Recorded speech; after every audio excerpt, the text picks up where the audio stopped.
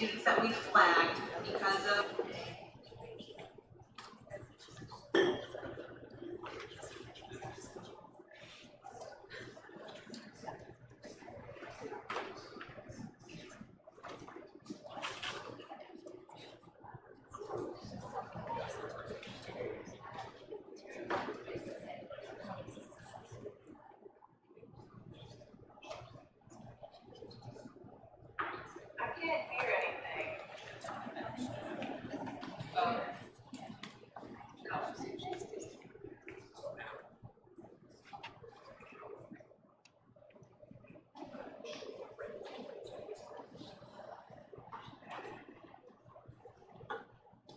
Good evening. I'd like to call our meeting to order and invite you to stand and join me in the pledge to the flag.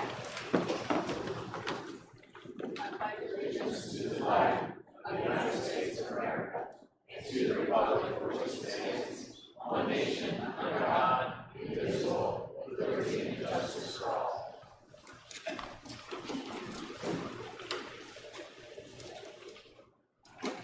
This is your reminder to please silence your cell phones during our meeting. And could we have the roll call, please? Yes, Mr. Desai? Mrs. Fryrick? Here.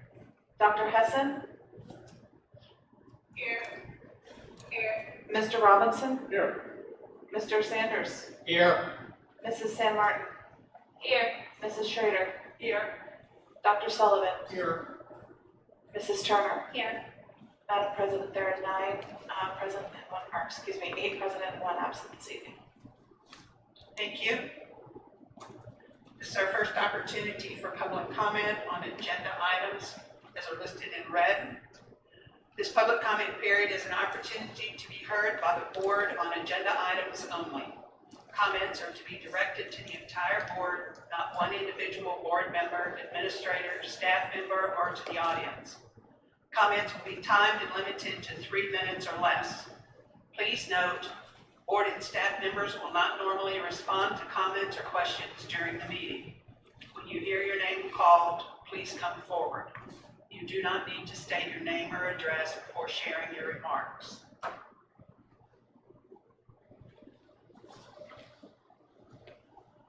Michael Dara, Spring Garden Township.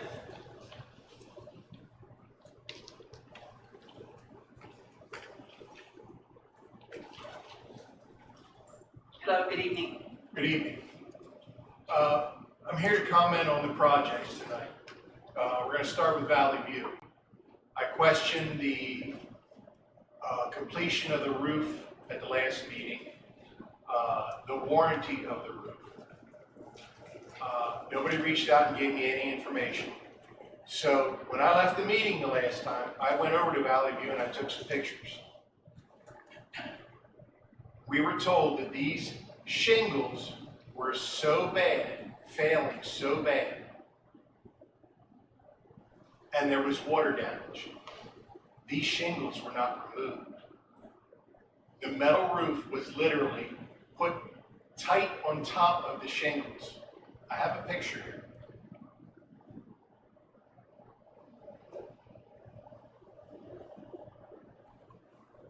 The clips are literally screwed through the shingles that hold the metal down. There's now no ventilation to these shingles, which is what supposedly caused these shingles to fail. If there was water damage, water causes what? It causes mold. Did we have any mold remediation? What was the final cost of this roof? And here's a picture of how a metal roof was installed to create ventilation. A wood frame was put down on top of the existing roof, then the metal on top of the wooden frame. Why was this not done? This is another example of poor workmanship that's going to fail in the near future. These shingles are going to deteriorate underneath that metal. The screws are going to become loose, the metal's going to become loose, and the metal's going to start to fly off in wind. A hazard, first. another failing project that this district is creating. Now to the new projects. I hope that better workmanship with the $150+ million that's going to be spent on these buildings, I hope the workmanship is a whole lot better than what I'm seeing here at this roof. I want to see the final cost of this roof posted. I want to see the warranty posted and the length of time for the warranty. And somebody to reach out to me and let me know what this stuff is. Thank you. Thank you. Steve Fermier, Springersburg Township. Hi there, good evening. Good evening. Good to be here tonight on this summer evening. I support the recommendation to put the intermediate school project out to bid. I really can't think of anything more edifying for this or any community than to build a school. It helps everyone, students, teachers, parents, our neighbors, everybody. It speaks to what is the finest about our civilization and our country. It's good, true, and honorable. It brings returns 100-fold, and it saves from building jails down the road. I recently received notice that the water company wants a rate increase of 30%. You've probably gotten the same message. Well, even if they only get half of that, and it's usually cut down through the process, think about 3% for a new school building and upgrading another critically needing work. That looks pretty good, in my opinion, in comparison. I've said it before, I don't know of any reasonable scenario where this project or the alternatives that were offered over the course of time will get any cheaper. We have a chance to build a safer place for kids, get long-term maintenance savings over time, improve student outcomes, have better teacher retention, and get higher property values with an attractive new campus in the neighborhood. Just to close with words from Benjamin Franklin, who said, "An investment in knowledge pays the best interest." And I believe the same can be said for our schools, and this one in particular. Thank you. Thank you.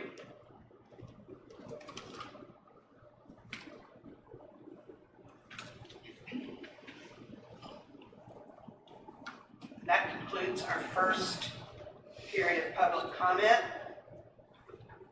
We have a new student board representative tonight. Hi, welcome. Hello. We're glad you're here. Nice to meet you. Good evening. My name is Matai Peterkin, and I'm excited for the opportunity to serve as this year's Student School Board Representative. I wanted to take a few minutes to introduce myself and share a bit about who I am. I am 15 years old, and I'm going into my junior year of high school. I come from a close family of 4 that includes my mom, my dad, my older sister, who recently graduated this past year, and me. Growing up, my family has always emphasized the importance of trying my best in everything I do. That mindset has shaped who I am today, and is why I value constant improvement in everything I do, not just school, but in leadership, extracurriculars, and my personal goals. I've been a part of the York Suburban School District my entire life. I started at Yorkshire Elementary, then moved on to East York Elementary, then to the middle school, and now I'm currently here in the high school. Along with each school, I have been lucky enough to have amazing teachers and experiences that shaped who I am. Academically, I've been challenged myself with rigorous coursework. Last year, I took AP World History and AP Pre-Calculus. This coming year, I'll be taking AP Chemistry, Spanish 4, AP Government and Politics, and AP Calculus. I'm always looking to push myself and learn more. Outside the classroom, I stay involved in a number of school activities. I'm a member of the Marching Band, Student Council, Science Olympiad, TSA, Monty Wen, and Link Group, and more. I'm also deeply involved in our theater program, which I serve as one of the 4 student officers. And this fall, I hope to be inducted into the National Honor Society. I was interested in becoming the student school board representative for a few key reasons. First, I believe student voice is important in shaping our schools, especially in education. Secondly, I've been a part of the Exeter School District my whole life, and this role is a great way to stay involved. Lastly, I saw this opportunity as a way to develop and refine my leadership and communication skills. I'm truly honored to represent the student voice on the school board this year. I care deeply about our district, and I'm excited to bring student perspectives to the table, listen to others, and be a part of conversations that shape our schools. To close, I'd like to thank the school board for giving students a voice in our district through this opportunity. Thank you. Thank you. We're really glad you're here, and I just want you to know that we would like you to feel comfortable, Makai, when there are topics being discussed that you have an opinion on or thoughts about. Feel free to raise your hand, let me know, and interact, because student comment and student perspective is why you're sitting in that chair, so don't be shy. Thank you. Thank you. I'll just add, Makai was humble in all the things he's involved in. He certainly was volunteering as well during our summer programs, and I think, if I'm not mistaken, he was braving the heat today out on the stadium when I saw on the track as they were beginning marching band today. So he's been busy with school things since the close of last year. Band camp? Yes. Yeah, that's great. So welcome and pitch in when the move hits you.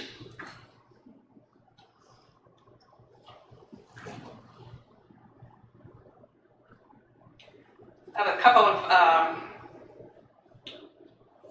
remarks for the board president report. The board met in executive session this evening on July 25th at 6 p.m. For the purpose of discussing personnel. No official action was taken. In the interest of full disclosure, we are beginning discussion of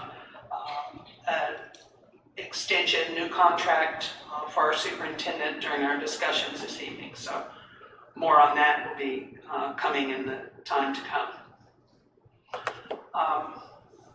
Also, at our last meeting, an accusation was made that this board acted in blatant violation of the Sunshine Law.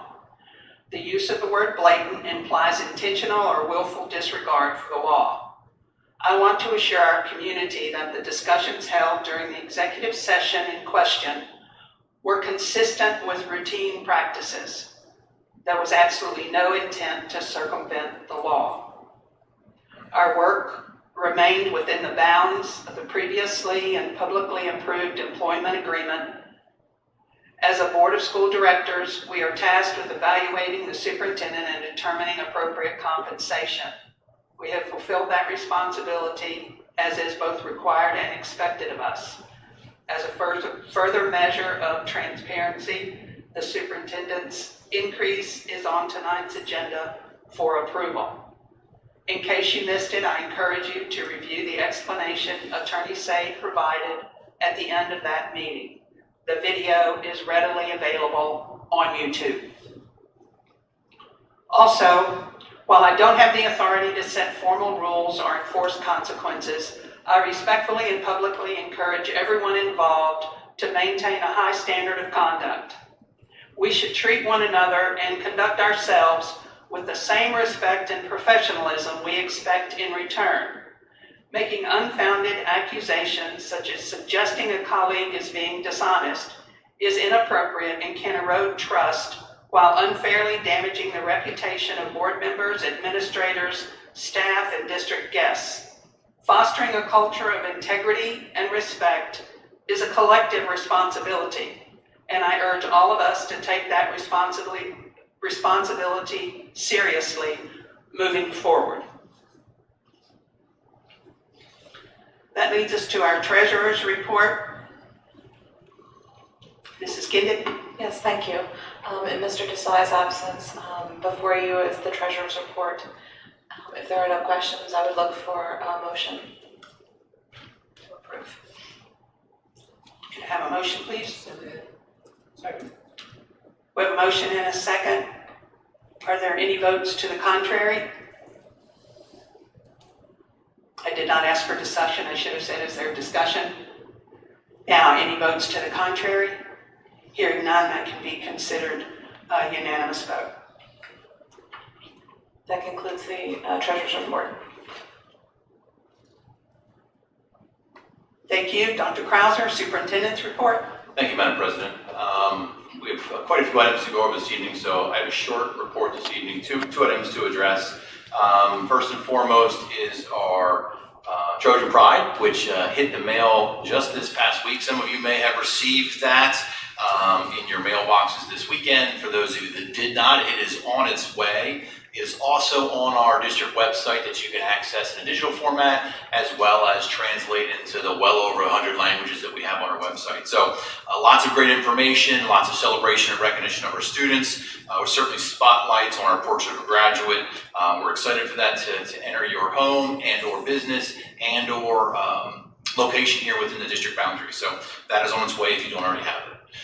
The next item is just a reminder about our kindergarten new student registration. The best way that we can provide supports and services for our students is to get them registered and attacked pretty early. Here was my opportunity to spend some time with kindergartners in the last few days of school and their excitement as they've been getting ready for the next year, which is always wonderful. I did highlight two enrollment numbers there, the Valley View and Yorkshire, slightly under 100 at this point. I will make a comment that those were the enrollment dates of last week. We were moving some staff around inside the office, so a lot of those enrollments are coming in. We're getting caught up on all of those enrollments as they come in. But to date, and correct me if I'm wrong, Dr. Moore, I think we're on track with our kind of a traditional pathway of our students are coming in. So teachers, buildings, classrooms are all getting ready for that. So we're excited for that. And then, as always, the upcoming meeting schedules are in place, as well as the overall enrollment report that you see. Again, summer enrollments will have a more cleaner approach as those enrollments come in for August. So that's coming up in place. So those are the general updates regarding happenings for the month of July. The next item is our first batch of policy items. You can see the following policies are listed below for a first read. Certainly open to conversations or discussion items now. Know that there's a lot of data there to digest, and we can certainly discuss that, but I'll leave it open for discussion point at this time.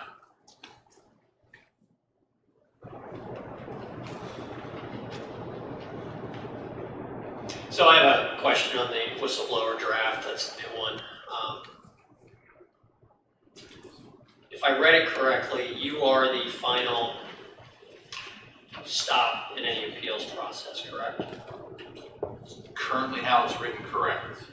What happens if a staff member has an issue at your level? I believe it then goes to the board president. Let me just confirm that.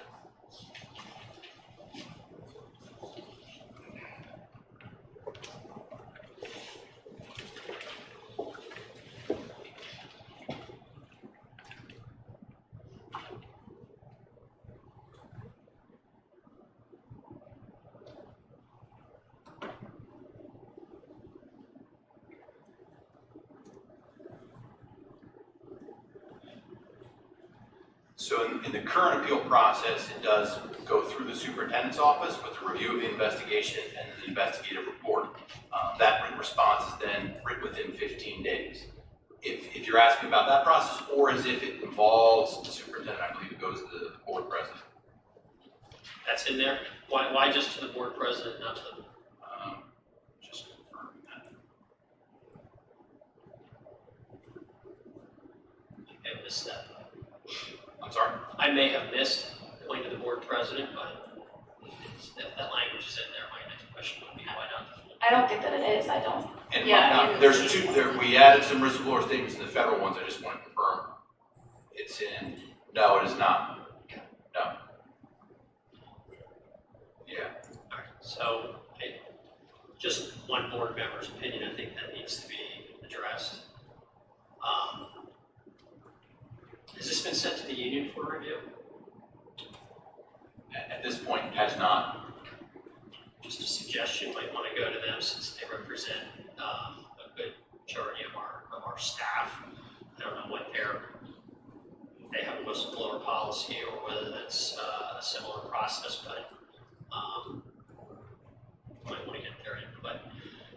It's not clear to me what the process is in here other than just sending a written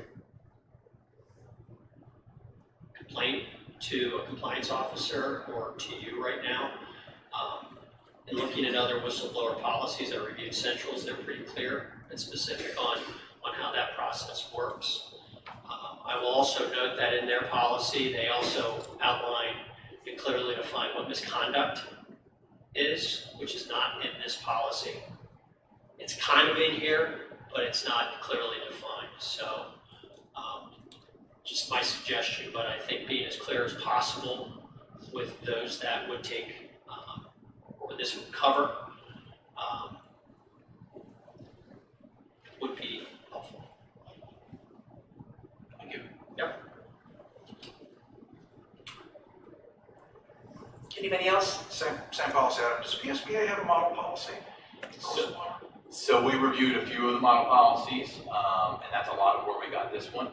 Dr. Warfink attended a federal program, and this was one of the topics that was discussed, so that's where we got a lot of this information. Let me say I understand Mr. Sanders' questions, and I'm in agreement with him that whether it's where it goes to the whole board or whether in certain edge cases there's an ombudsperson or however it is that that's done, you have to deal with all of those sorts of circumstances. I would just note for the record that there is, and it's referenced here in the second paragraph under purposes, there is a whistleblower law, but I think that it was the general sense of the board in response to Mr. Sanders' suggestion that we do this, that even though there is a whistleblower law, belt and suspenders is not a bad idea to do this, but so I don't know whether there are areas of this that could improve by incorporation by reference. The statute, definitionally, things like that, that might move some of those things further along, because we want it to be consonant with whatever the law in Pennsylvania is to begin with. Thank you. Anybody else? Any other policy or comment? It's great feedback. Thank you.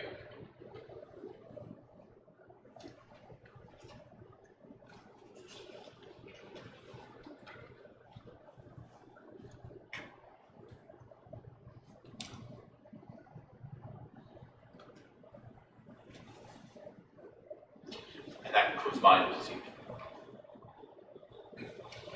Mrs. Kendick, Chief Financial and Operations Officer. Yes, thank you. I'd like to invite Mr. Seth once up to the microphone to give the board an update on the project.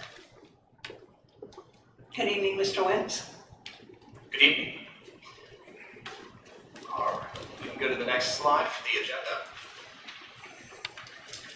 We'll do a brief update on the intermediate school and a brief update on the high school. This is not a deep dive tonight, but just an overview of where we have been and where we're going. So if we go to the next slide. This is the updated timeline that was reviewed at the last board meeting. A couple of dates on there that have passed. We had the planning committee meeting and received conditional approval from Spring-Sperry Township on 7/17. On 7/24, we had the Act 34 meeting, and that went well. 7/28, board approval for the solicitation of bids. That is on your agenda this evening. If that is approved, we will be bidding the project between August and September. We'll be shooting for mid-August and the release of documents shortly after the approval to solicit. The advertisement will be released and published, and that will be about a 6-week bid period. So that'll be mid-August through the end of September. We did receive notification last week that we will be at the supervisors meeting in November for the acceptance of the conditional approval and the modifications that were recommended thereof. And then we'd be at the planning committee meeting after bids are received. That would be mid-October on the 13th, and we'd be reviewing the results of the bids at that time, providing recommendations on any alternates that should be accepted or rejected. And then we'd be looking for board action at the end of October on the 27th. So that would be the next date for a vote after the approval is solicited. If that is approved, then in November, either on the 17th or the 24th, we'd be looking for the board, we'd be looking to issue a notice to proceed based on the board's recommendations. And we would still be targeting the middle of summer in 2027 for the project completion. Questions on those dates? Okay, moving on to the high school. Next slide, please. All right, so this is generally the same schedule that we reviewed at the last meeting. And if you could slide down just a little bit more to see the text at the bottom, or zoom out a little bit.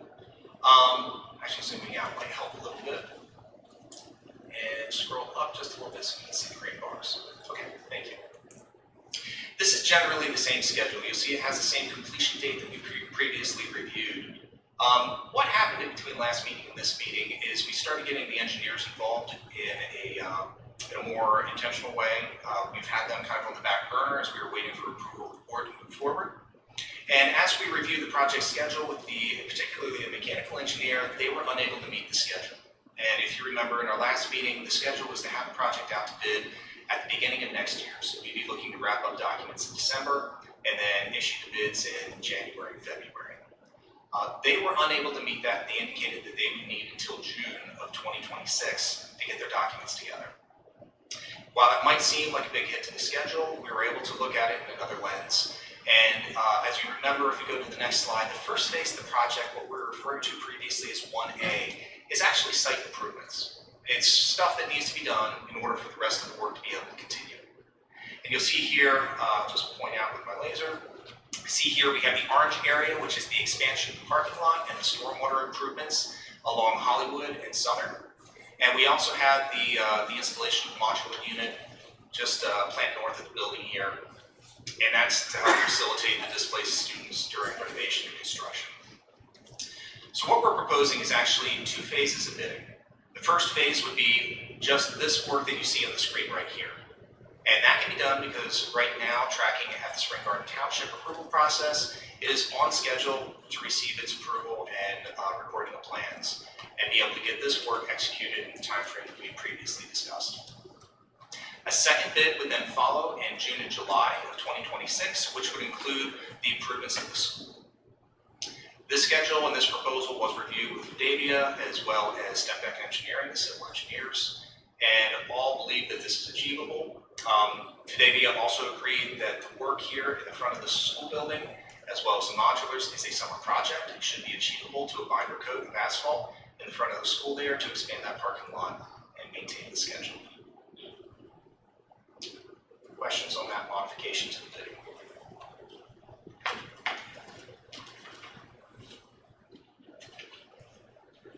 How much grading are you going to have to do to the area currently contemplated for expanded parking? It's on a bit of a slope now.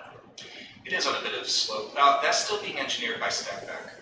The part that they're at right now, they are currently doing the testing and the infiltration testing on the site, and they need to go out and perform a couple more infiltration tests in this corner in particular right there. And depending on what they get back will determine what they have to do as far as stormwater management. Whether they can do a retention basin in this corner the way they originally planned, or if they have to do underwater storage under the parking.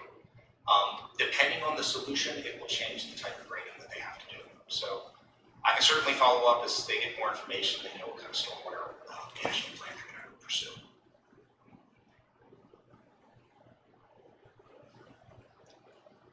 Okay, no other questions on that. We'll move on to the next slide. Mr. Sullivan, you had asked in the last meeting, you noted that the area dedicated to physical education and athletics seemed very large in the footprint of the building. And I mentioned that we could take a look at that part of the building in a future meeting, and so that's why I put this on as a discussion point today. This is the floor plan of the gymnasium, the auxiliary gym, the pool, and the locker system, as well as supporting spaces that exist today in its current configuration. So if anybody's accustomed to entering the gym through the lobby, this is that large gym, the corridor going adjacent to it. You've got the pool in the back, which is being taken offline. So if we go to the next slide, it'll show in the floor plan, just in general terms, what is being proposed as far as work. So we mentioned in the previous meeting, we have art, tech ed, and culinary arts in this area up here.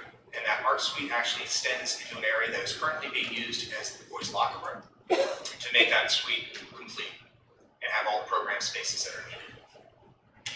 The existing gym and auxiliary gym and associated storage for the auxiliary gym are receiving minimal work. HVAC, electrical upgrades as needed, and that's heating, ventilation, air conditioning, electrical upgrades as needed.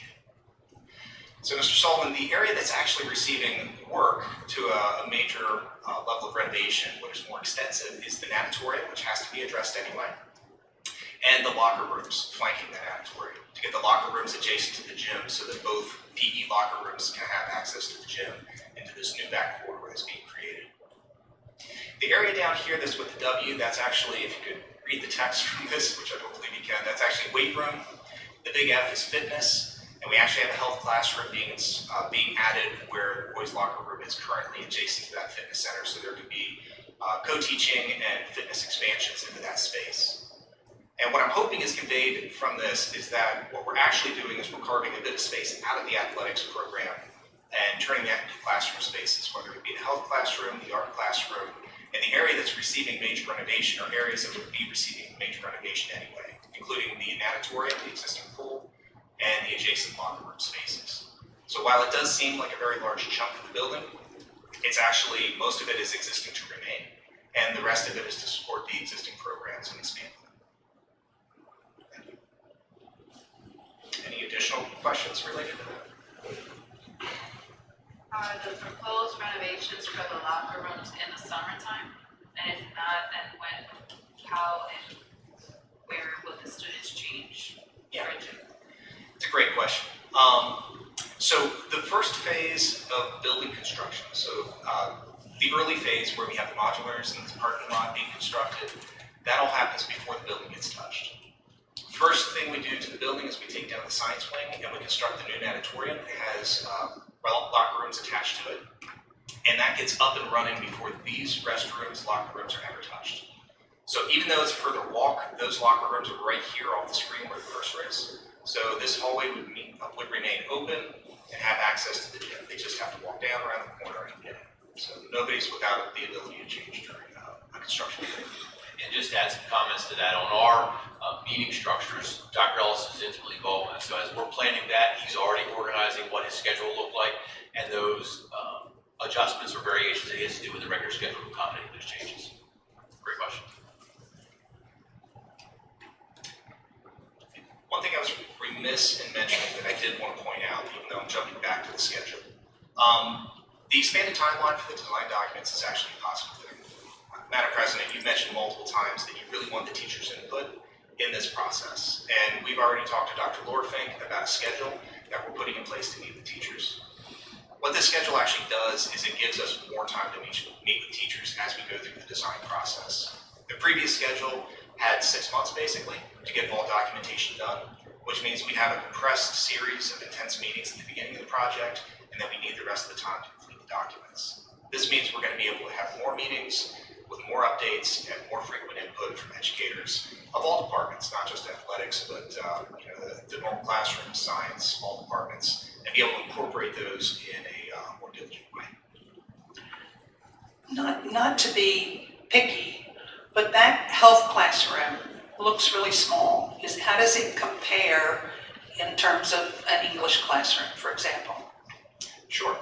So I believe the square footage on that, I can't quite read it from here. I can't It's somewhere either. between 850 and 900 square feet. So that's comparable?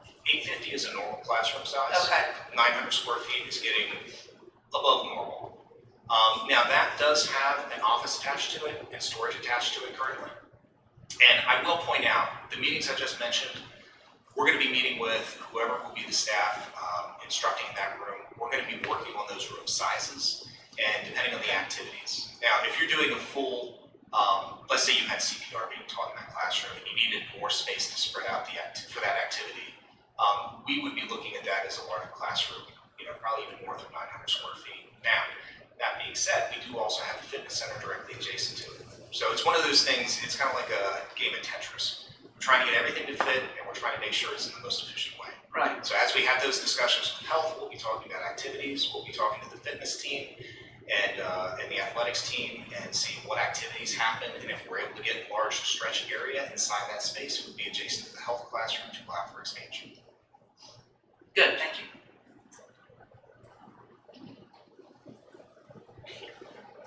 Okay, if there are no other questions, that's what we have for this evening. Thank you.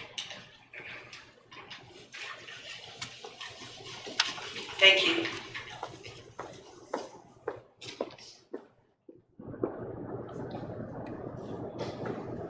That concludes my report, thank you.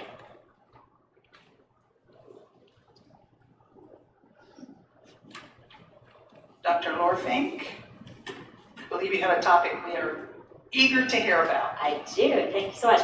So I just want to thank the board again for approving us to have a school resource officer at York Suburban High School starting next fall. Next fall is coming up upon us very quickly. In June, the high school administration and myself had the opportunity to interview several candidates from York County Regional Police Department. And by far, there was one candidate who really stood out as having the exact qualities that we were really looking for. And he has been assigned to York Suburban High School starting in August. So I wanted to bring him here tonight and introduce him. His name is Officer Gabriel Romolo. Come on up. And Officer Romolo, I asked him to come put a face to the name so that the board can have an opportunity to just see who he is and learn a little bit about him. And I've asked him to share a little bit about his background and some of what he would like to bring to York Suburban High School in the fall. Hi, good evening. Welcome. Thank you, appreciate it. I just want to say it's an honor to be here. I appreciate you guys having me out tonight, and also it's a privilege to be the first school resource officer for York Suburban High School. I'm really excited about that opportunity. So a little about myself. I've been an officer for approximately 14 years. I'm originally from New Jersey.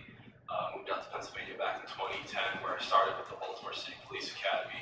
I worked there for approximately 5 years, and moved around to a couple departments during that time. And I settled here at York County Regional in 2022, so I've been with the department now 3 years. During my time as an officer, I've been lucky enough to work in a lot of different environments, from city to small departments, allowing me to deal with a lot of different lifestyles and environments. I think that may be pretty unique when it comes to dealing with certain situations. I find myself to be a big believer in communication and talking to people, getting to know people, getting to know the why and understand, why the crime was committed or why they were put in these situations. I've been fortunate enough to attend a lot of trainings. I did receive my NASRO, which is the National Association of School Resource Officers certificate, back in 22. I served actually as a school resource officer last year at the Doylestown Area School District. I was fortunate enough to get that opportunity, where I worked primarily at their intermediate level, though, from 6th grade down to kindergarten. As Doylestown's a big school district, so I floated around all the schools and made myself present to the kids. One thing I learned about it was just building connections with the kids, getting them to know who I am and getting to know who they are. Just talking to them, being a mentor, being a resource to the school district, and connecting with the kids. And that's something I look forward to doing this year. I'm really excited to serve as the resource officer here at Suburban. As I said in my interview back in June, my biggest, what I look forward to this year is just trying to connect with the staff. I know this is going to be a change for some of the staff and the kids. And my first priority is just to get to know the staff, get to know who they are, and introduce myself as a person that they can come and talk to about whatever issues they may have, or just strike up a conversation. Then my second one would be get involved with the students, get to know the kids. Just let them know I'm here for them, just to talk. If they don't feel comfortable, you may be talking to a teacher, they can come talk to me, be a mentor. The thing I realize with law enforcement nowadays is kind of a dying profession. Not many people want to get into law enforcement. I guess there's a lot of reasons behind that, but I come here to try to promote positivity, show them that we're just people, just like they are. I'll be honest, when I was in high school, I wanted to be a teacher, and I got taught to be a law enforcement officer. So like I said, I'm a big believer in teaching and trying to talk to kids and build a relationship. I know they'll probably have a ton of questions, and their question is, what's my favorite donut, probably. But, you know, it's a blueberry, if anybody wants to know. I do like a blueberry donut. You know, I'm here for everything. Like I said, I want to get involved. I want to get in the classrooms. I want to see what's going on. One thing I realized again from last year being at Dallas, I loved hearing, you know, teaching going on, the learning going on, and just the questions the kids brought to me, you know, made my job really enjoyable. Excited to be here, excited for what's to come. You know, I have to say everyone's been great so far, just involving me in just open talks, communication as far as office and, you know, what to expect for the coming year. So I look forward to the challenge and, you know, being the best resource officer I can be. Do you guys have any questions or anything? Anybody have any thoughts, questions? I just want to say welcome. Thank you. And there are still some kids that want to be going to law enforcement. My Yeah. son being one of them. Oh, that's great. Like I said, I'm open to those discussions. Like if they want to know anything about law enforcement, you know, I'm here for that. Like I said, there's a lot of things they don't know that surprises them when I tell them. Like I said, I love the job. I love being a part of the community. And like I said, I'm excited to learn the Trojan ways here, be involved in the Trojan community. I look forward to what's to come here. We're excited that you're here for sure. Appreciate it. Thank you. Anybody else? Welcome, sir. It's been a long time coming, and it's worth the wait. Good to have you with us. I appreciate it, sir. Thank you very much. Okay, well, that's all I have this evening. Thank you for coming and joining us for a little bit tonight, Officer Amolo, and we'll see you soon. I appreciate it. Thank you, everyone. Thank you.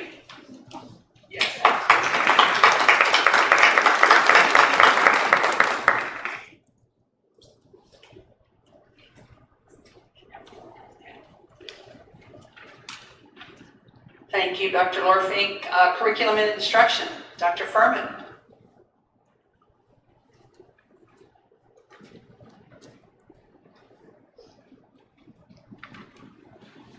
Hi, good evening. Hello, everyone.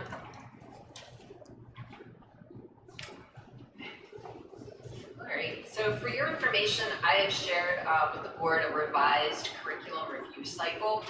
And really this is to ensure the relevance of our curriculum in a rapidly changing world. We want to continually evaluate the classical parts of our curriculum. We want to acknowledge and remove pieces that might be antiquated, and we do have to keep a pulse on the modern world and make sure that we're embedding those opportunities into the curriculum. Previously, I presented to the board a 5-phase curriculum review cycle, and that's been condensed into these 3 years. With the gift of time that we had last year in our school calendar, we were able to do a lot of the stage 1 work in many of the content areas. So many content areas were able to work through that awareness phase of the new cycle, if you will. And that's not always going to be such a heavy lift for everyone. It had been some time since the departments really thoroughly had the opportunity to analyze the work that they were doing. For the development phase of the cycle, that's very much going to be like the curriculum itself. It's going to be dynamic and evolving. We want quality work completed during that developmental phase. So this cycle will be dynamic again, just like the curriculum. So if the content coordinator says, Denise, we need more time to work on our stage 2 and develop our assessments, then we'll simply put another year of development into this cycle so that they have the time that they need to be able to do that work. Some departments will be in the development phase for a single year. Some departments might end up there for 2 years. But I won't know until we cross that bridge, until they have the opportunity to do some work in those 4 pieces. And really, this is just about continuous improvement. We want to continually make our good better and our better best. So before we look at the new and revised courses, I just want to give you a minute to ask any questions that you may have about that. Dr. Solomon? Any impacts that you think you would anticipate or describe on classroom teachers in terms of their day-to-day from accelerating the cycle?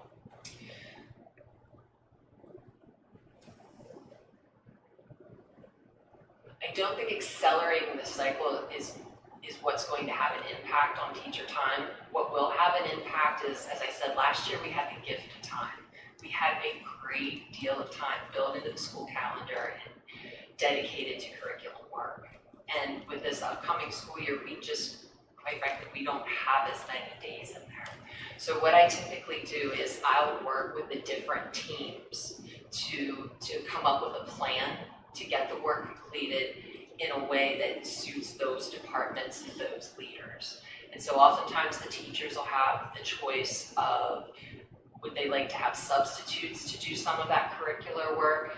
In other instances, some people prefer to do that work in the month of June and finish it up in early July, which is kind of like why tonight I wasn't able to present the new and revised courses until this late in the summer too, because work had been busy being completed in June and July. So certainly they aren't forced into any of it. It's always a negotiation to find that balance of their teaching as well as their leadership. I will say the stage 2 work, a lot of that I anticipate can be completed during some of their department meeting time that's already built in contractually, some of the things that they do after school or before school. But again, that's more for those departments who are at that revision stage, if you will. Those departments who are really building anew are going to need more time. Sure. How many teachers are being utilized in the curriculum writing? It really varies by department.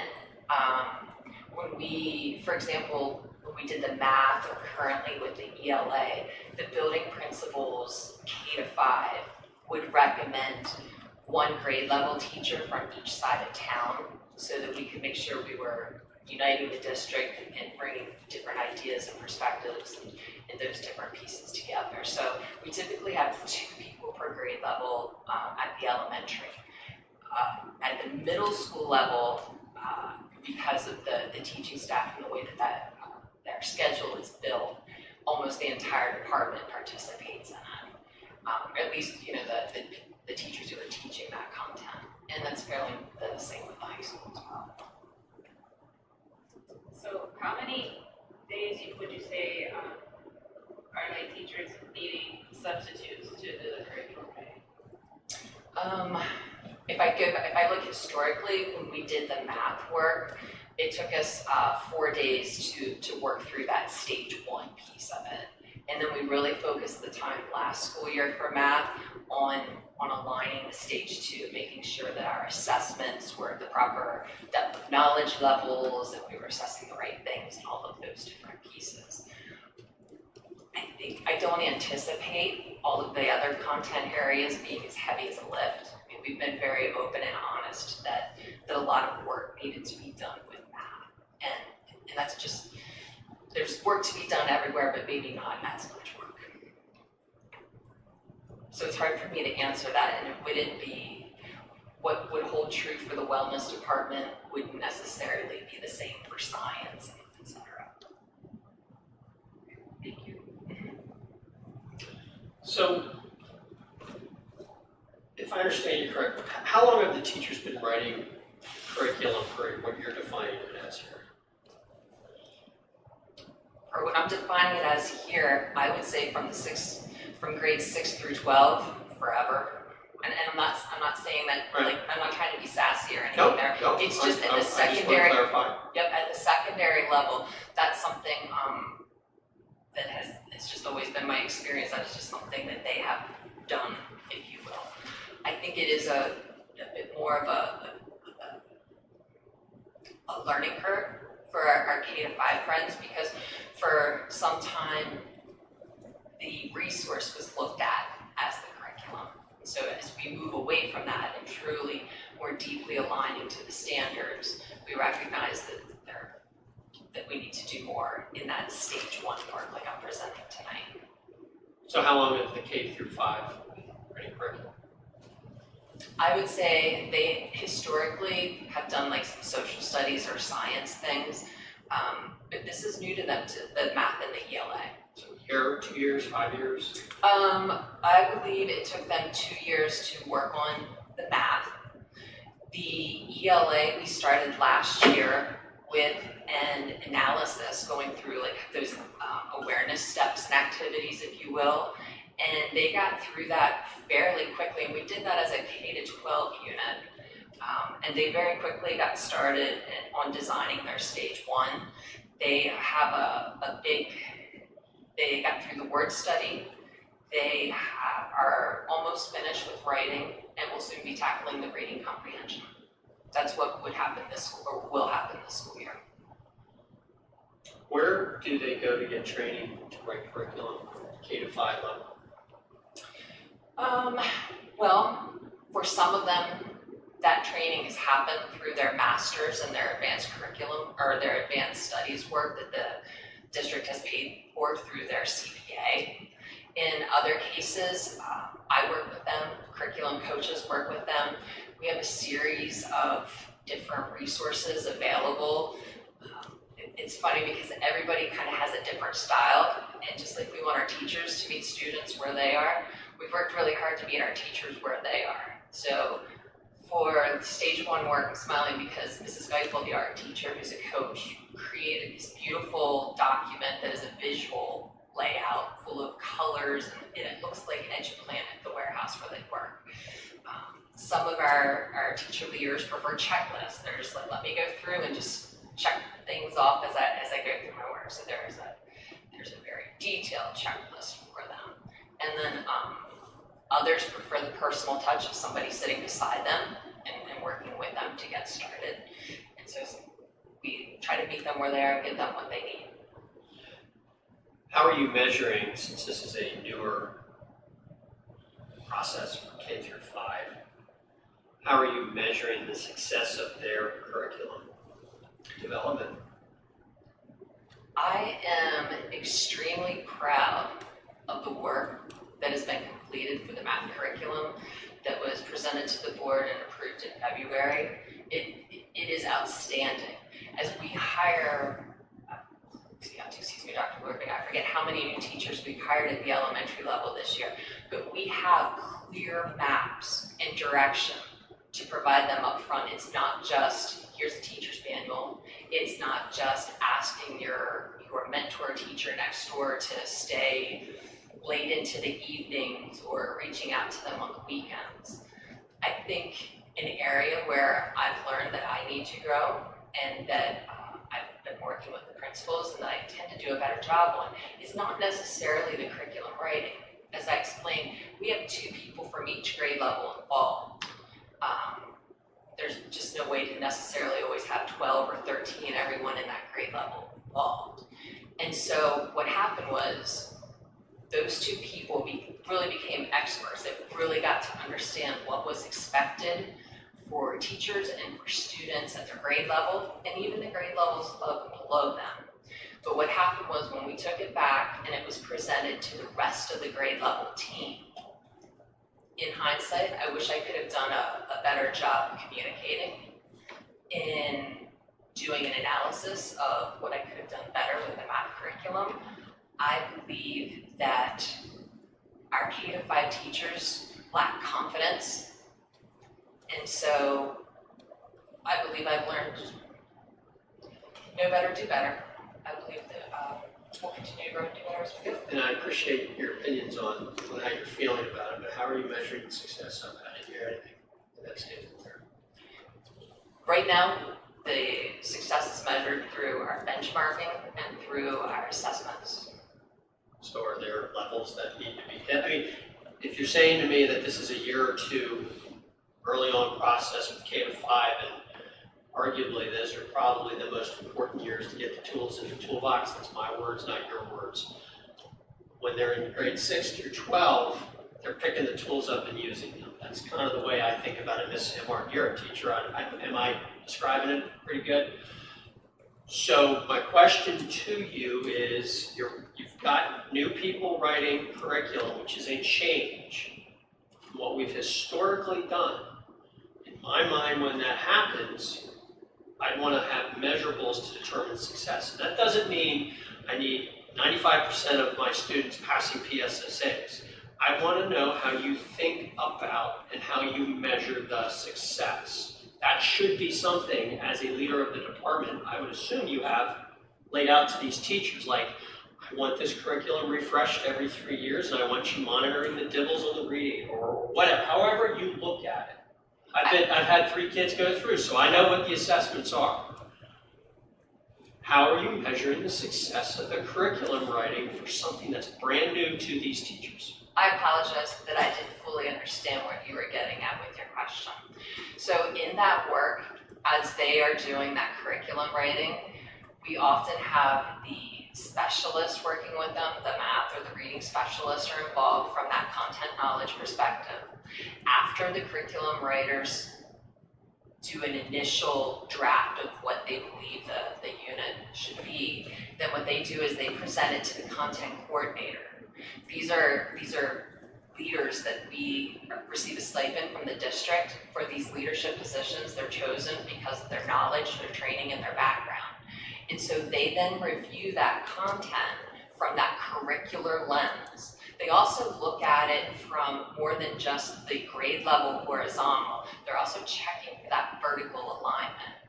After the content coordinator says, yep, we've covered, we have all of the building blocks, this math staircase that we need for this grade level, this grade level, this grade level.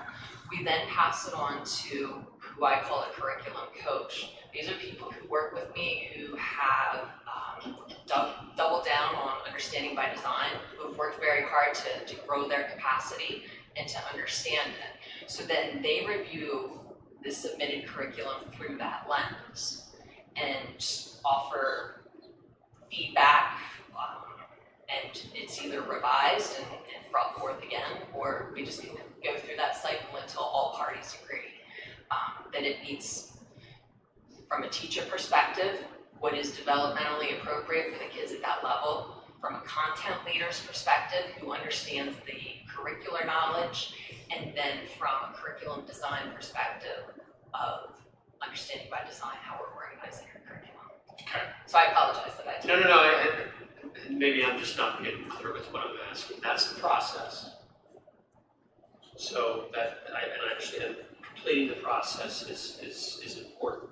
But you're handing off these kids after 5th grade, they're going into 6th grade. What we're seeing, for example, in math, that's when the fall off is happening in math scores and PSSAs. So the question I have for you is, how are you measuring how this curriculum is being designed? How are you measuring the success of it as kids are running through the system?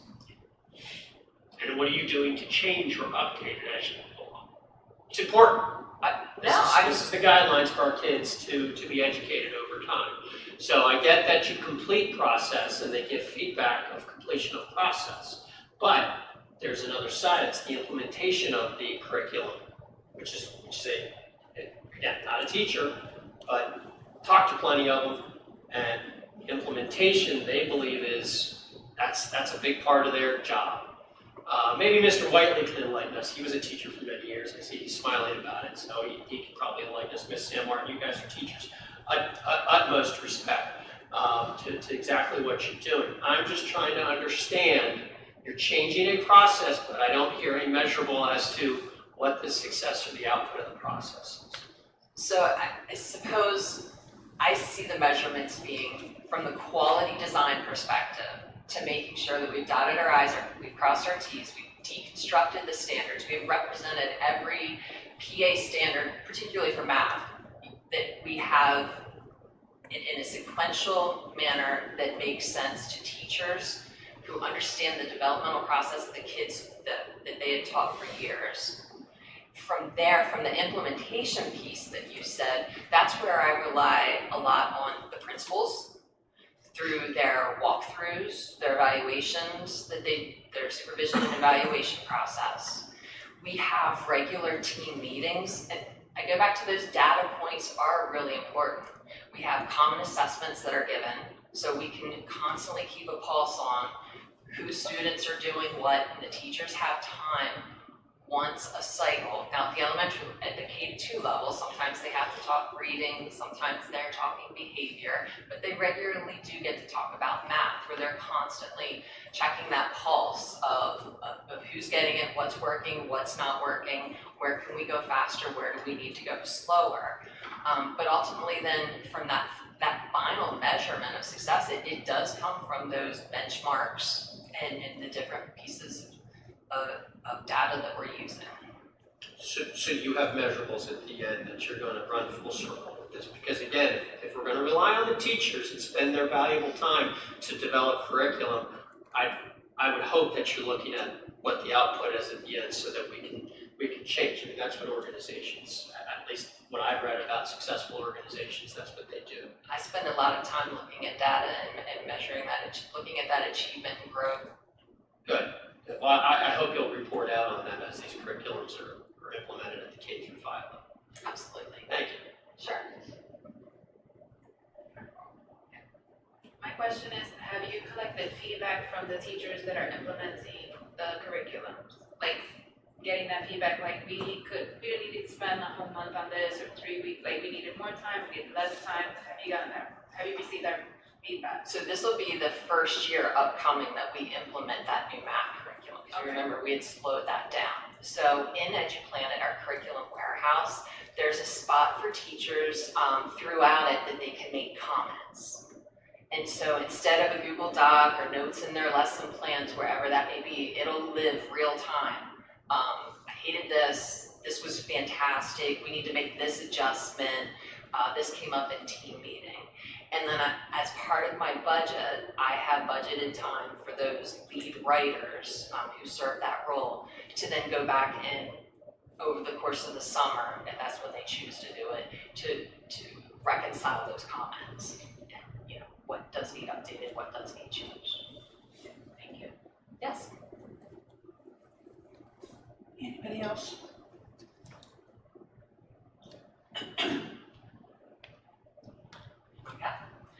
And then the other thing I have for you this evening are the new and modified courses.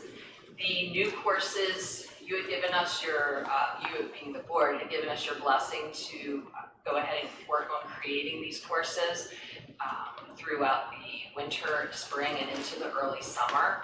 And so what you have linked are these academic standards and the stage 1 work that was completed by the teachers for each of those courses. For the revised courses for science, we had to go back and add the environmental literacy standards. And so we went ahead and updated the stage 1 of each of those courses to match what we believe is best for students and update the curriculum there.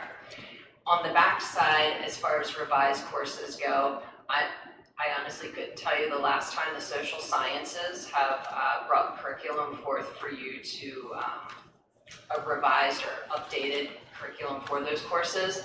Now, I will say we focused on the grades 6 through 11 courses that all students have to take. The high school elective courses aren't in here, and I purposely stayed away from the K-5 because, as you know, they have the heavy lift with math. They have the STEEL standards. We're currently looking at ELA. The last thing I wanted to do was to add one more thing for them. So our K-5 social sciences curriculum will remain status quo for now. And then also our world language department was able to update their offerings and provide you with a revised work that they've completed during the past school year. I'll pause to see if you have any questions about any of those. Questions? Congratulations on the financial literacy course. Mr. Fast and his department deserves the credit for that. Mr. Wilson and even Mr. Duffy was able to help out the individual we hired who'll be teaching that. It looks packed full of useful information. I'm a little worried about the pace. There's a lot in there, but I think if you're building on concepts as you go, it should work out okay. I also wanted to compliment the social science faculty on the economics curriculum. I used to teach economics at a collegiate level, and I was the faculty member who would always ask to teach principles. a lot of people don't want to teach principles. I always wanted to teach principles. And this looks like an economics curriculum to me.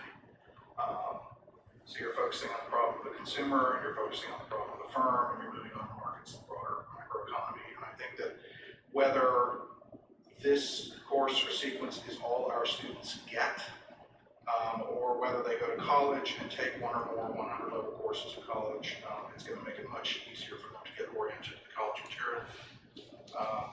I think the vocal and instrumental music classes really fill a need for more intensive instruction for our students that are competing for PMEA chairs, and considering maintaining their relationship to their instruments beyond high school.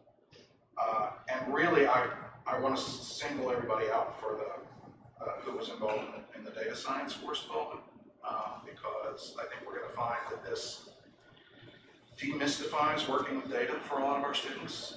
And I would, again, an economist here making a prediction, so your mileage may vary, but some who get exposed to this early enough might opt into further work in statistics at Suburban who might not have it otherwise. So my initial reaction to the use of tools like Google Sheets for the data science work was to worry that maybe they're a little too basic.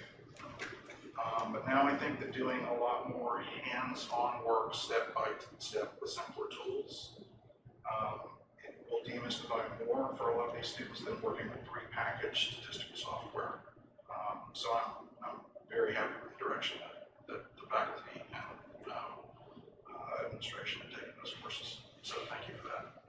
I'll be sure to pass on your congratulations to Dr. Rumbaugh and Mr. Gata in the Social Sciences Department, as well as Mrs. Workley. And the high school math department really took a team approach. So there were, on any one of these courses, I believe there were 4 to 6 different people bouncing in and out. Just a all hands on deck approach, if you will. I anticipated a couple of questions about some of those. You'll be happy to know that data science class, that even though this is the first year, that they are running 4 sections of it, that with students signing up for it.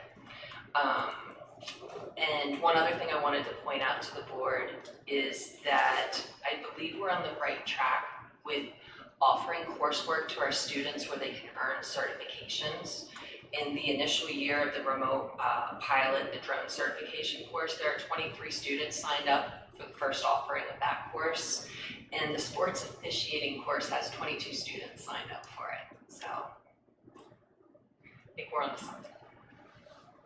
Other questions? Mrs. Farring? Just a little more pointed. EMT class will be the second year for it. How many students do you have? Because I know all of last year's students passed all their requirements and they're up and running. Bumped into a couple of them over the summer. But the last time I looked, we have 15 students who currently signed up to take it. I have reached out to some neighboring school districts to see if they would like to purchase some seats from our EMT program. See how that pans out. Cool. Thank you. Yes. Mrs. St. Martin? Thank you. Could you tell me more about the exploratory languages course? So the exploratory languages course, really what that is the first 2 marking periods of French 1 and the first 2 marking periods of Spanish 1. It is correct. Like not all at once. Like it's those units are chunked out. Like they'll do unit 1 of Spanish and then unit 1 of French. In a way, the teacher will work to unify it. It is truly to explore the languages and help students. Correct. Mrs. Turner? I had a question just specifically about one of the advanced, I believe it was the advanced instrumental techniques. I noticed that there's no, at least I'm not seeing it, there's no prerequisite listed. I see that the advanced vocal techniques does say students must participate in a choir for 1 year prior to taking it. I feel like if we're calling it advanced, it probably should have a prerequisite. And then I would follow that by saying it would be nice if, or even if there isn't, if we could just be consistent throughout these documents where the course overview is, stating what the prereq is, and maybe just saying none if there isn't. I noticed like when I was looking at the French courses, that was like very clearly stated right in the course overview, but it doesn't appear to be consistent throughout all of them. Thank you. Could you speak to the financial literacy class? Who's gonna take it? When are they gonna take it? That kind of thing? So, Mr. Duffy, who was hired this spring, will be teaching that course. There are 10 sections of it that we'll be offering the 25-26 school year. Mr. Wilson, who taught the business department version of the course, worked with Mr. Temple, who taught the math department version of the course, to create this financial literacy course aligned to the new standards that were put out with the requirement to teach the course. And then when Mr. Duffy came in on the end, he participated and got to see what, give feedback on the work that they had done and be able to add into it. And at what point in a student's career will they take this? Their junior year. Junior year, and it's a semester course. Correct. I've had just anecdotally a couple of people say, those kids should learn this. Yes, it's coming. So that's good, junior year. And it will be a graduation requirement. It is one of the, I believe it might be the only course that the state spells out in code that must be taught. So yes, it'll be a graduation requirement. Thank you. Anybody else? Awesome, thank you. Thank you, everyone.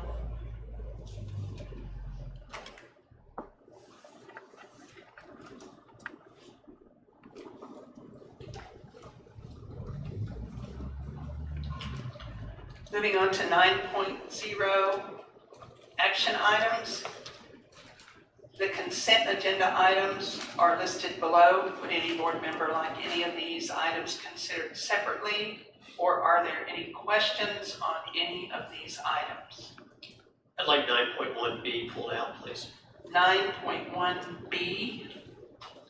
Okay, we'll pull that one out. So this, then I'd ask for a motion to include 9.1A, 9.1C through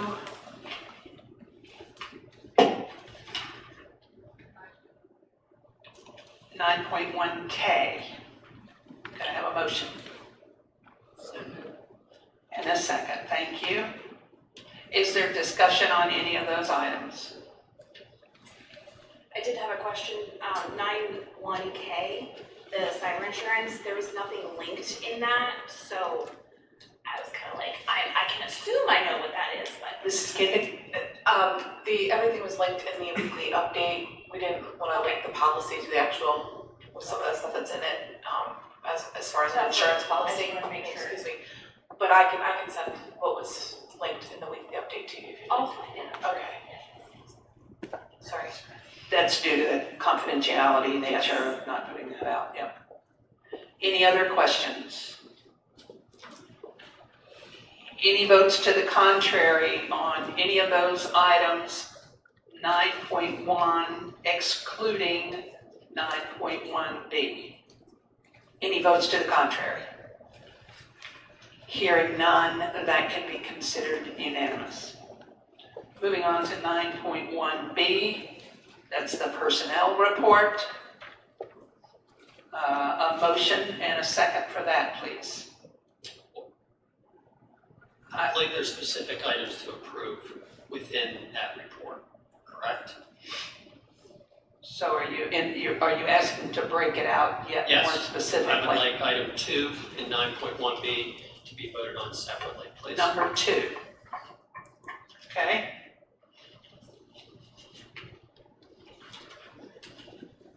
So then we have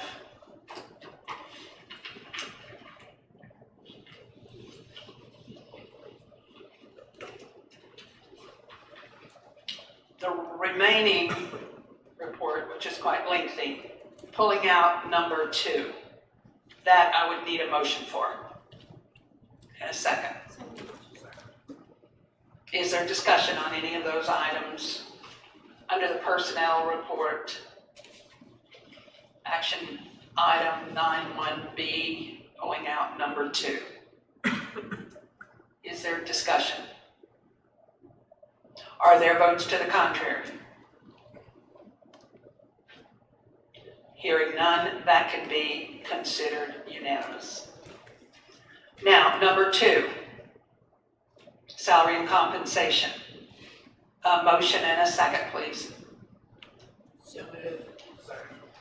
We have a motion and a second. Is there discussion?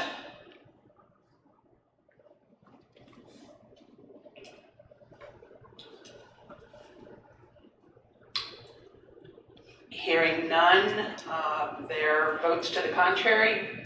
I'm a no on that. Any others? Okay, with the one dissenting vote, that motion passes. Thank you. Dr. Lorfink, I believe you have some introductions.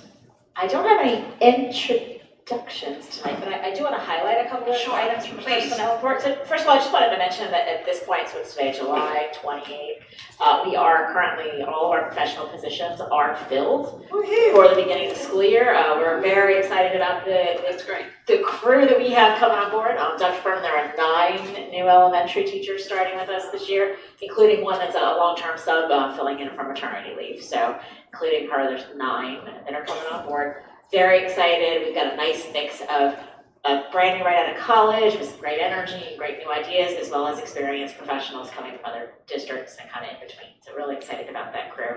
And we also, you'll notice it's a lengthy personnel report, because we've also filled quite a few custodial and paraprofessional positions as well.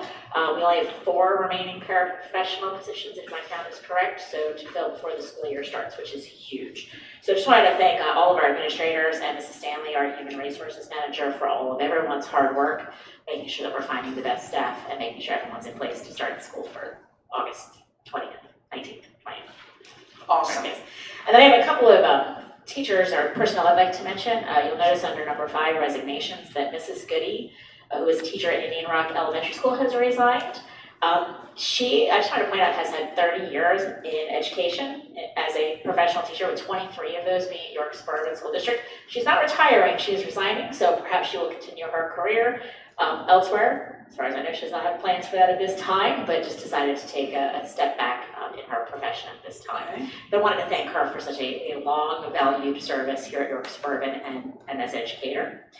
And I also wanted to point out that under retirement, number B, or 6B there, Erin Kreiser, our head custodian at Indian Rock Elementary, is retiring as of October 8th with 24 years of service at York Suburban as a custodian. So that is just some years walking out the door that I wanted to recognize. Absolutely. Hats off to both of those. Hope that Mrs. Goody gets her rest and comes back. Us as well. Thank you, that's all I have. Okay, thank you. There is an additional action item, 10.1. Administration recommends board approval of the business office to advertise and solicit bids for the new intermediate school construction project. So moved. We have a motion and a second. Is there a discussion? Are there votes to the contrary? I'm a no. With the 2 dissenting votes, motion passes.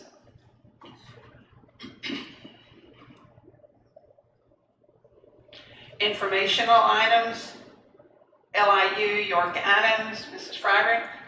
I have no report for either the Lincoln, the LIU, or York Adams, except that I know York Adams is working on getting ready for first day of school over there too.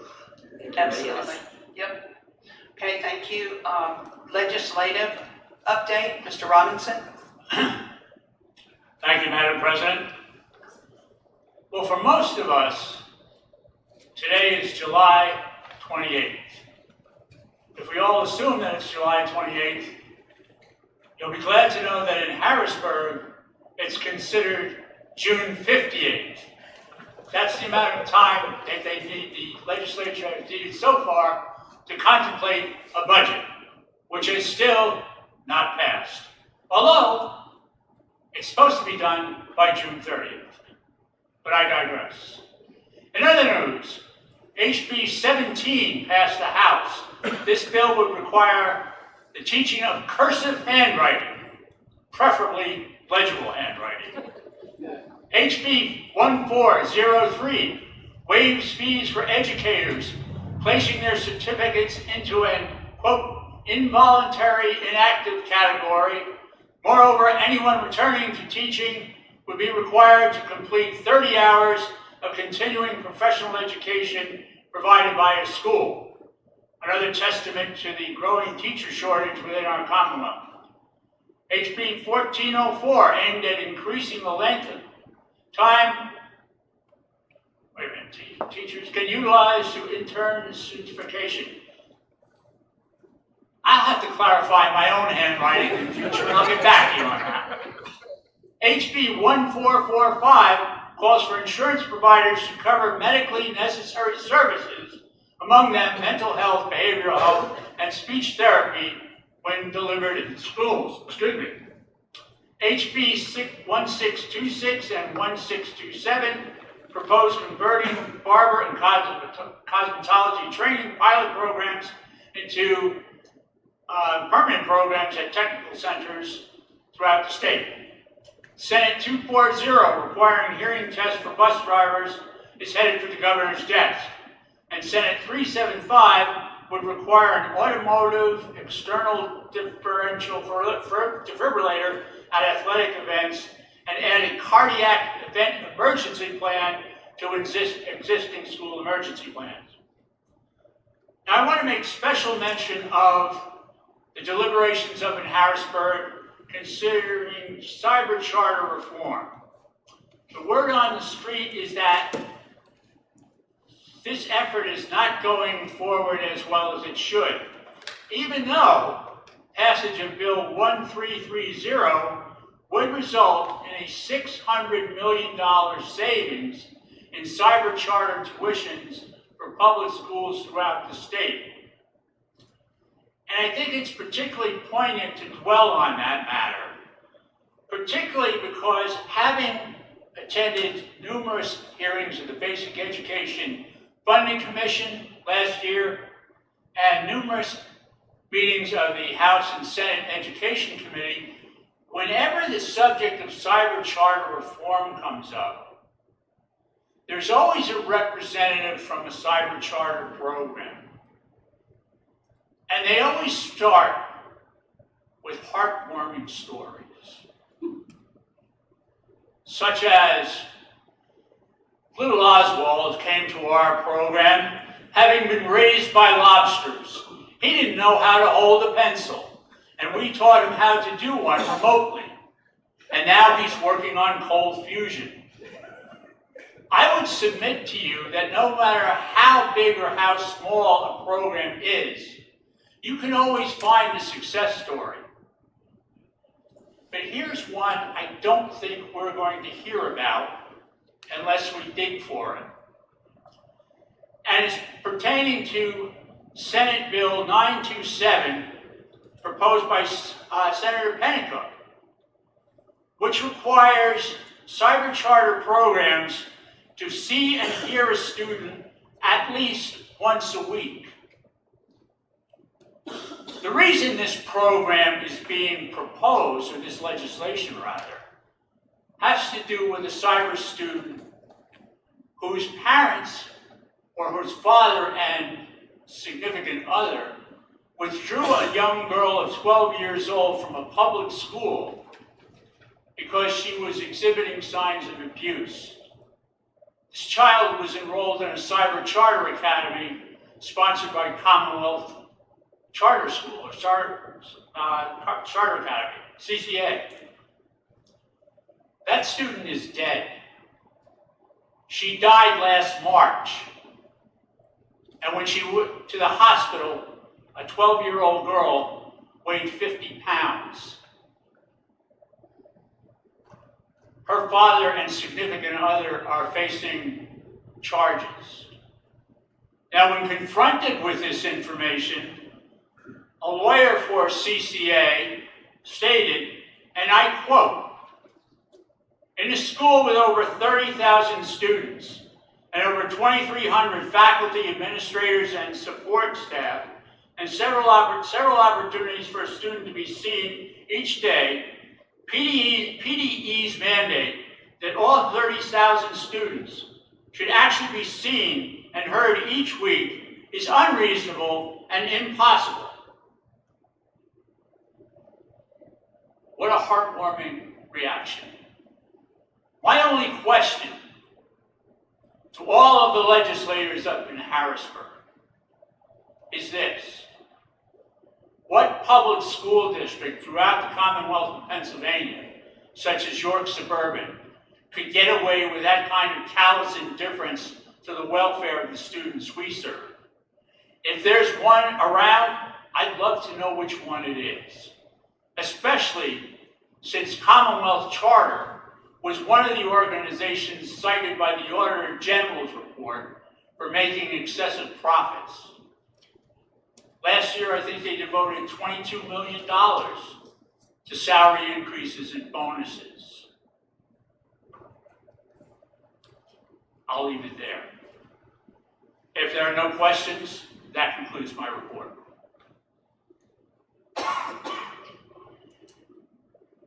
Thank you. Mrs. Kindig, is there a York Adams Tax Bureau report tonight? I do not have a report. There's a meeting this evening, so I might have a report next time. Thank you. Okay, thank you. As far as the York County School of Technology report, we met this week, getting ready for the school year, hiring. I think they're fully staffed, if not almost fully staffed, if not completely fully staffed. So I would encourage board members to read the mini board report that is attached to your agenda.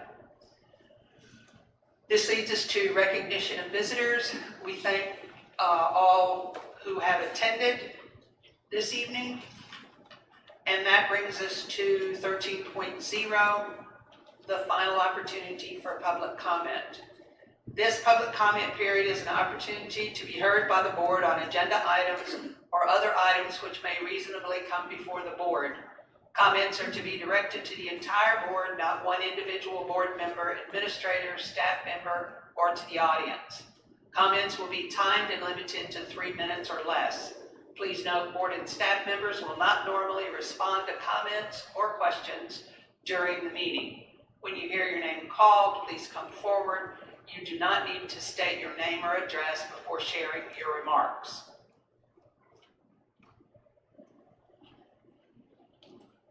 Mary Hawkins, Spring Garden Township. Hello, good evening.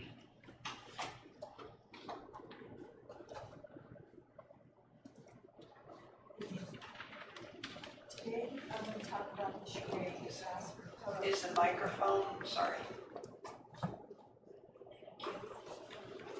Today, I want to talk about the charade that passed for a public hearing on the proposed construction of a new intermediate school held at the high school auditorium on June 24th. The attorney David Jones, representing the school district, started the meeting by proudly pointing out that all legal requirements had been met insofar as alerting the public that there was an Act 34 hearing scheduled. Notices were placed on the York Suburban website and in the newspaper in early June. Really? Is that your idea of responsible public notification? Wait till the school year is over and people are either planning or going on vacation? Do you honestly think the school district taxpayers and members get up in the morning and say, gosh, I think I'll check the school district website and see what's happening in June? And how many people actually get a newspaper, much less scour the notices to see if there are any public meetings pertaining to school issues or any issues? That's called the letter of the law versus the spirit of the law. I was at the public hearing and there was a mere handful of actual citizens in attendance to hear the district present a proposal for new construction. The whole thing felt like a travesty. Present a proposal? Anyone attending your board meetings would say it sounds like you're already decided and aggressively moving forward. You have the schedule for construction all laid out. The public hearing was not about engaging the public and obtaining public opinion and ideas.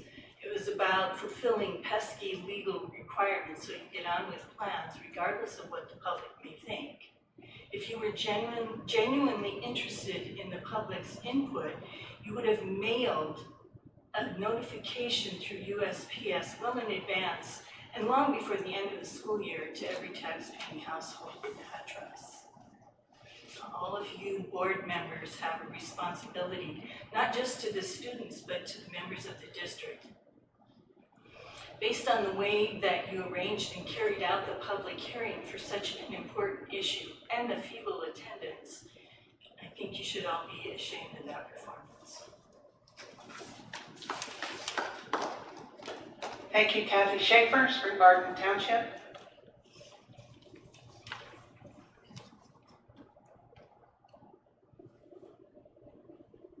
Hi, good evening. Good evening. First of all, I'd like to say welcome to Mackay. And I'm looking forward to hearing your perspective and thoughts in the weeks and months to come. Glad you're here. I'm speaking to previous comments regarding personnel reviews and compensation discussions in executive sessions. I believe I can speak to over 3 decades in York Suburban, as well as many other school districts involving executive sessions and superintendent compensation. A compensation discussion amongst the board members occurs annually in executive session because it's personnel and are standard operating procedures for school boards. Objectives are spelled out in superintendent contracts that were previously approved at a public board meeting, and compensations are linked to those contractual objectives. Any recent board member comments to the contrary was once again much ado about nothing. Nothing but standard operating procedures for Pennsylvania school boards. Lastly, I would venture to say that was also the case in 2018, 2019, 2020, 2021, 2022, 2023, and 2024. To the best of my recollection, it wasn't a thing in those 7 years, and it's not a thing until 2025, just because it's an election year. Thank you. Thank you. Louise Soskin, Spring Goods Ferry Township. Hello, good evening.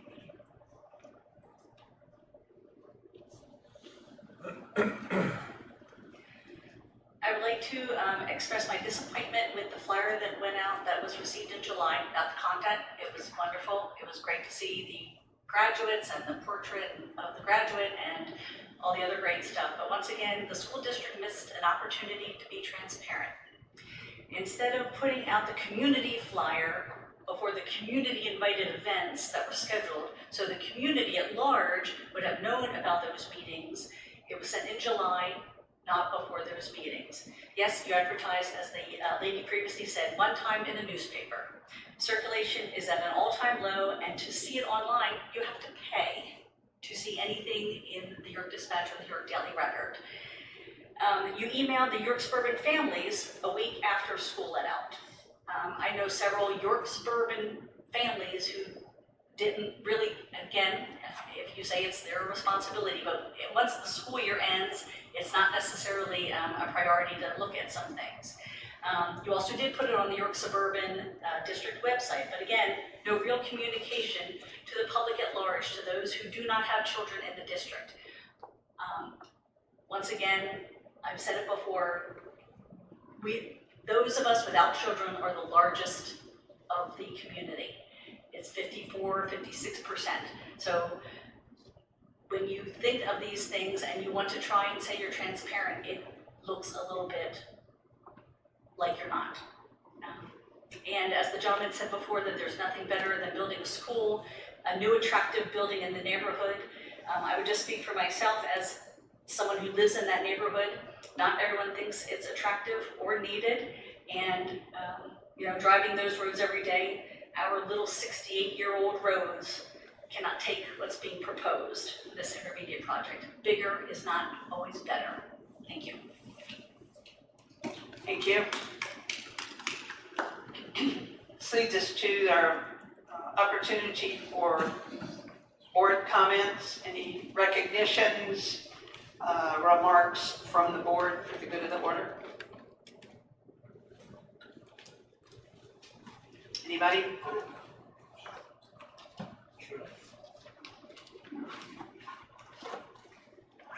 Thank you, Madam President. Years ago, during the Watergate hearings, Senator Sam Ervin of North Carolina emerged as a leading media celebrity. His distinctive accent and use of the words such as eleemosynary and perspicacious was the stuff of great entertainment. He was also fond of using the phrase, "I'm just a country lawyer," often as a disarming preamble to a sharp line of questioning or to a pointed statement. The use of this kind of phrase with similar intent has endured to this day. Now, while watching televised segments of these hearings with my father, we both heard this reference more than once. My dad was a bumpkin from a town up north nobody ever heard of. It's 30 miles west of Hicksville.